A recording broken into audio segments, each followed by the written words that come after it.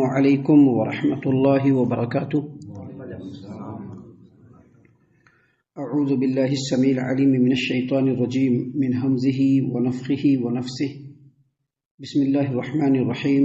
ام تسألهم خرجا فخراج ربک خیر وهو خیر الرازقین وانک لتدعوهم الى صراط مستقیم۔ یا اے نبی صلی اللہ علیہ وسلم، آپ ان سے کچھ مال مانگتے ہیں تو آپ کے لیے آپ کے رب کا دیا ہوا ہی بہتر ہے اور وہی بہترین رازق ہے، اور بے شک آپ انہیں سیدھی راہ کی طرف بلاتے ہیں۔ محترم سامعین اکرام، سب سے پہلے تمام قسم کی تعریفیں اس ہر طرح کی بڑائی، بزرگی، عظمت، کبریائی رب العالمین کے لیے لائق و زیبا ہے کہ جس رب نے ہم تمام کو نیکی کی توفیق دی اور نیکیوں کے راستے میں ہم لوگ برابر آگے کی طرف بڑھتے جا رہے ہیں۔ محترم سامعین اکرام، ابھی ہم لوگوں نے فجر کی نماز باجماعت ادا کی ہے، اور یہ جو مجلس ہے یہ درس قرآن کی مجلس ہے، جس مجلس میں کنٹینیو اللہ تبارک و تعالیٰ کے قرآن کتاب اللہ، اس کی آیتوں کو ترتیب کے ساتھ آپ کے سامنے پڑھا جاتا ہے، ان آیتوں کا ترجمہ کیا جاتا ہے، ان آیتوں کی تفسیر اور مفہوم آپ کے سامنے پیش کیا جاتا ہے، اور یہ سعادت صرف رب العالمین کی توفیق سے ہے۔ وہی بندوں کو توفیق دینے والا ہے، وہی لوگوں کو رہنمائی کی طرف، سیدھی راہ کی طرف رہنمائی کرنے والا ہے، اور وہی تمام بندوں کو ان کے گناہوں کو بخشنے والا اور انجام تک پہنچانے والا ہے۔ سامعین اکرام، ابھی ہم نے آپ کے سامنے قرآن کریم سورۃ المومنون سورہ نمبر 23 آیت نمبر 72-73 یہ دو آیات ہم نے آپ کے سامنے تلاوت کی ہیں۔ بفضل اللہ، بعون اللہ، بتوفیق اللہ، دونوں آیتوں کا ترجمہ بھی ہم نے آپ کی خدمت میں پیش کیا گیا ہے۔ سامعین کرام، یہ جو دو آیتیں ہیں، اس سے پہلی آیتوں سے یہ منسلک ہے، پہلی آیتوں سے یہ متعلق ہے۔ اس سے پہلے آیت نمبر 68 سے لے کر کے اب تک جو اس سے پہلے جو آیات آپ کے سامنے پیش کی گئی تھیں، ان آیتوں میں اللہ تبارک و تعالیٰ نے مشرکین مکہ کے بارے میں کچھ باتیں بیان کی، اور یہ بتلایا کہ جو مشرکین مکہ ہیں کنٹینیو نبی کریم صلی اللہ علیہ وسلم کی تعلیمات کا جو انکار کر رہے ہیں، اس کی کوئی وجہ ہونی چاہیے، اور اس میں پہلی وجہ یہ بیان کیا گیا کہ وہ لوگ قرآن کریم کو سن نہیں رہے ہیں، پڑھ نہیں رہے ہیں۔ اگر قرآن کریم کو سنیں اور پڑھیں تو پتہ چل جائے کہ جو نبی بات بتلا رہے ہیں یہ کوئی نئی بات نہیں ہے، بلکہ اس سے پہلے ان کے باپ داداؤں نے جو نبیوں کی باتیں سنی ہیں وہی باتیں ہیں اس میں۔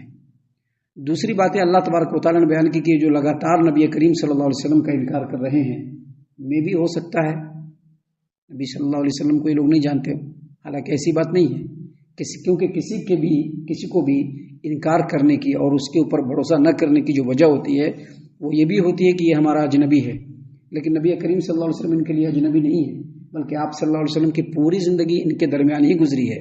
نبی صلی اللہ علیہ وسلم کیسے ہیں، کیا ان کا کیریکٹر ہے، کیا ان کا اخلاق ہے، وہ ہمیشہ سچ بولتے ہیں، صادق ہیں، امین ہیں، یہ ساری باتیں مکہ والے جانتے ہیں۔ کبھی بھی مکہ والوں کو نبی کریم صلی اللہ علیہ وسلم سے دھوکہ نہیں ہوا، کبھی بھی جھوٹ کا تجربہ نہیں ہوا، تو جو لوگوں کے لیے جھوٹ نہیں بول سکتا وہ اللہ تبارک و تعالیٰ کے لیے کیسے جھوٹ بولے گا۔ ایک اور وجہ اللہ تبارک و تعالیٰ نے بیان کی ان آیتوں کے اندر کہ ہو سکتا ہے کہ یہ لوگ اپنے نبی کو دیوانہ سمجھتے ہو، اور دیوانہ کہتے بھی تھے، لیکن اس کے باوجود مکہ والوں کی جو ایکٹیویٹی ہے، ان کی جو سوچ ہے، ان کا جو موقف ہے، اگر اس پر غور و فکر کیا جائے تو یہ لوگ نبی کریم صلی اللہ علیہ وسلم کو دیوانہ بھی نہیں سمجھتے ہیں، بلکہ یہ سمجھتے ہیں کہ نبی کریم صلی اللہ علیہ وسلم تو سچی اور پکی بات کرنے والے آدمی ہیں۔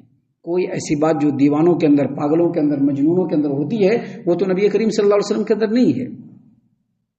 سامعین کرام، ابھی جو آیت کریمہ ہم نے آپ کے سامنے پڑھی دو آیات، اس میں پہلی آیت کریمہ میں اللہ تبارک و تعالیٰ نے اسی کی ایک اور وجہ بیان کی ہے کہ نبی کریم صلی اللہ علیہ وسلم کی تعلیمات کو، آپ صلی اللہ علیہ وسلم کی دعوت کو ٹھکرانے کا مکہ والوں کے پاس کوئی وجہ نہیں ہے، کوئی گنجائش نہیں۔ دیکھیے اللہ تبارک و تعالیٰ نے کیا فرمایا، ام تسألهم خرجا فخراج ربک خیر، یا پھر یہ بھی ہو سکتا ہے کہ آپ صلی اللہ علیہ وسلم جو ان کو توحید کی دعوت دے رہے ہیں، اللہ کی طرف بلا رہے ہیں، سیدھے راستے کی طرف بلا رہے ہیں، صراط مستقیم کی طرف بلا رہے ہیں، جنت کی طرف بلا رہے ہیں، ہو سکتا ہے کہ اس بلانے کی وجہ سے وہ لوگ، اس بلانے کی وجہ سے نبی کریم صلی اللہ علیہ وسلم ان لوگوں سے مال مانگتے ہو کہ بھائی ہم تم لوگوں کے پیچھے اتنا محنت کر رہے ہیں، تم لوگوں کے پیچھے اتنی مشقت کر رہے ہیں، تم مال دو ہم کو۔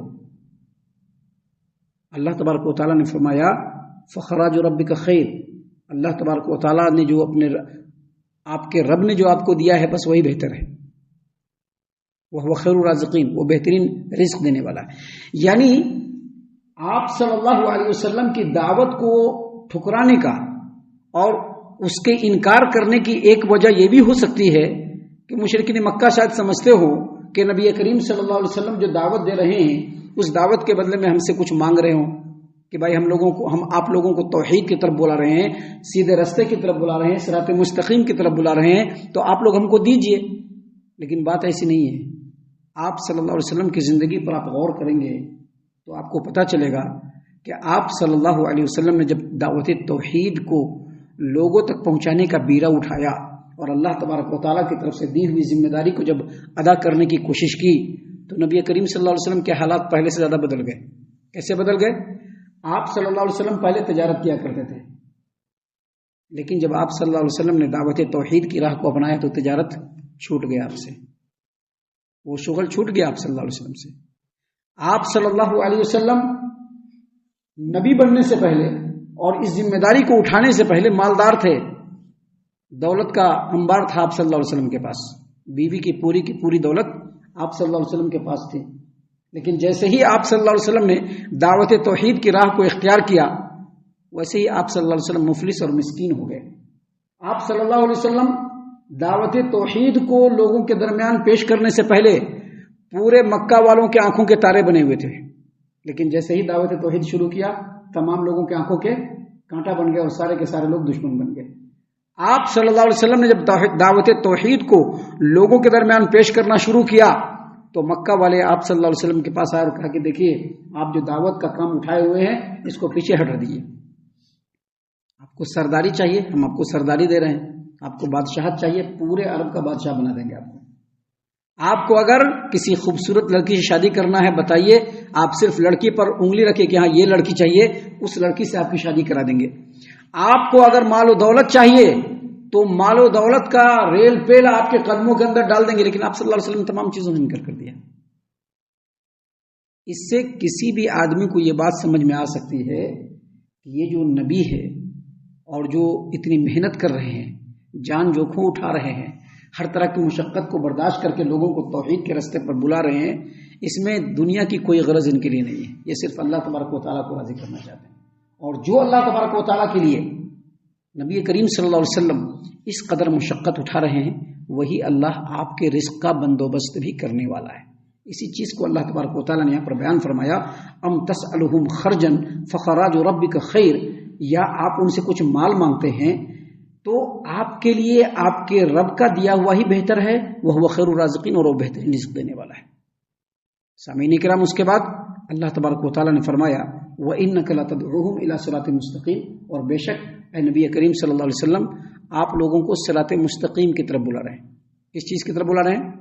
صراط مستقیم کی طرف۔ سب سے پہلے تو یہ سمجھ لیجئے کہ صراط مستقیم وہ رستہ ہے جو اللہ تبارک و تعالیٰ نے تمام نبیوں کو دیا ہے۔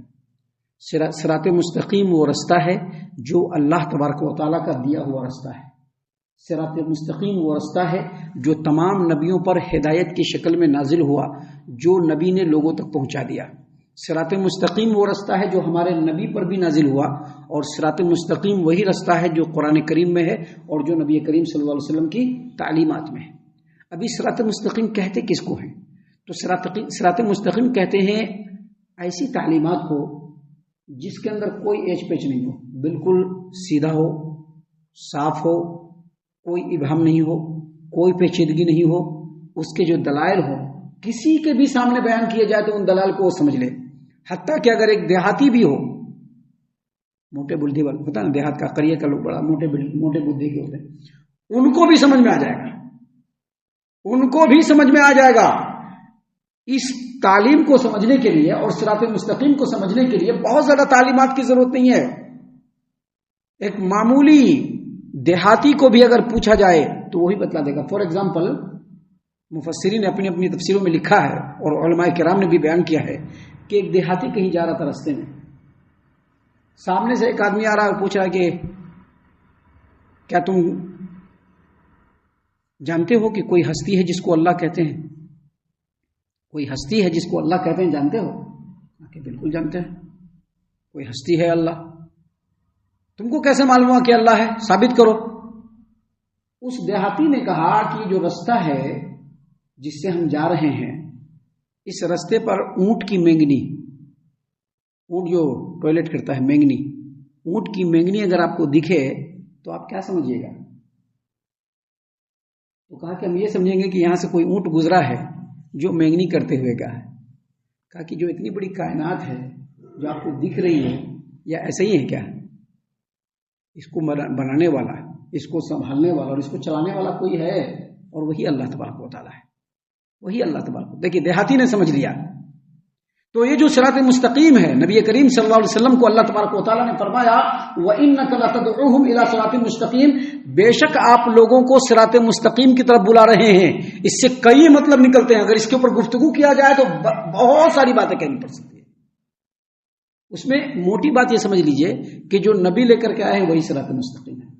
دوسری بات سمجھ لیجئے کہ صراط مستقیم کو سمجھنا بالکل آسان ہے، اور اس کو اگر ہم سمجھنا چاہتے ہیں تو آپ دیکھ لیجئے اس دنیا میں، اس روئے زمین پر کوئی گھر ہے یا کوئی ملک ہے، اس میں اگر ایک گھر میں اگر 2 مالک ہو، ایک گھر میں اگر 2 مالک ہو، ایک ملک میں اگر 2 پرائم منسٹر ہو، تو کیا ملک چلنے والا ہے؟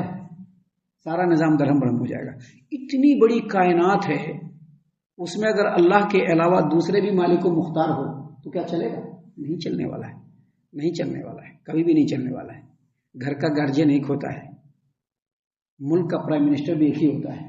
ویسے ہی پوری کائنات کو چلانے والا ایک ہے. اگر اس کے ساتھ کوئی دوسرا مالک مختار ہوگا تو ایک دن بھی دنیا کا نظام نہیں چل سکتا. ہم لوگ ہر دن مشاہدہ کر رہے ہیں کہ اللہ تبارک و تعالی مردے سے زندہ کو اور زندے سے مردہ کو پیدا کر رہا ہے. فار ایگزامپل دیکھیے، انسان جو غذا کھاتا ہے، ہم لوگ جو غذا کھاتے ہیں وہ بالکل بے جان ہے کہ نہیں جانے. کھاتے ہیں، کھا کر کے وہ مختلف پروسیجر سے گزر کر کے، مختلف مرحلے سے گزر کر کے نطفے کی شکل اختیار کرتا ہے. اور پھر اسی نطفے سے جب شوہر و بیوی ملتے ہیں تو کیا پیدا ہوتا ہے؟ بچہ. وہ نطفہ بے جان ہوتا ہے نا، اور اسی بے جان نطفے سے اللہ تبارک و تعالیٰ جاندار کی شکل نکالتا ہے. پھر وہ بچہ پیدا ہوتا ہے تو اس بچے کے اندر ماں باپ کی خصلت بھی ہوتی ہے، عادتیں بھی ہوتی ہیں، اور ماں باپ کے چہرے کی جھلک بھی اس بچے کے اندر پائی جاتی ہے. جس سے کیا پتہ چلتا ہے کہ جو اللہ تبارک و تعالیٰ ابھی اس بات پر قادر ہے، وہی اللہ تبارک و تعالیٰ بعد مرنے کے بھی اس بات پر قادر ہے کہ انسان کو پھر سے پیدا کرے، اور ویسے ہی پیدا کرے جیسا دنیا میں پیدا کیا تھا. تو سامعین کرام، اللہ تبارک و تعالیٰ نے یہاں پر اپنے نبی کریم صلی اللہ علیہ وسلم کو سپورٹ کرتے ہوئے، آپ صلی اللہ علیہ وسلم کی رسالت کی تصدیق کرتے ہوئے، آپ صلی اللہ علیہ وسلم کی دعوت کی حقانیت اور صداقت کو واضح کرتے ہوئے کہا وَإِنَّكَ لَتَدْعُوهُمْ إِلَىٰ صِرَاطٍ مُسْتَقِيمٍ، بے شک اے نبی کریم صلی اللہ علیہ وسلم آپ لوگوں کو سیدھی راہ کی طرف بلا رہے ہیں. جس کو سیدھی راہ چاہیے وہ نبی کی اتباع کرنا شروع کر دے. جس کو سیدھی راہ چاہیے، جس کو صراط مستقیم چاہیے، جو دنیا میں کامیابی چاہتا ہے، آخرت میں رب کے سامنے سرخرو ہونا چاہتا ہے، وہ نبی کریم صلی اللہ علیہ وسلم کی اتباع کرنا شروع کر دے. ہم اللہ سے دعا کرتے ہیں کہ اللہ تعالی ہم تمام کو ان باتوں کے اوپر خوب غور و فکر اور تدبر کرنے کے ساتھ ساتھ ان باتوں پر عمل کرنے کی بھی توفیق عنایت فرمائے. آمین. اللہ تعالی ہم تمام کو صحیح معنوں میں پکا سچا مومن مسلمان بنائے. اللہ اور اس کے رسول صلی اللہ علیہ وسلم کی اطاعت و فرما برداری کرنے والا بنائے. صحابہ کرام رضی اللہ عنہم کے طریقے پر چلنے والا بنائے. جنت الفردوس میں جگہ عطا فرمائے. اے اللہ ہم تمام کو جہنم سے پناہ دے. اے رب العالمین ہم تمام کو جہنم سے پناہ دے. اے مالک الملک ہم تمام کو جہنم سے پناہ دے. آمین یا رب العالمین. وما علینا الا البلاغ المبین. تبارك الذي نزل الفرقان على عبده ليكون للعالمين نذيرا.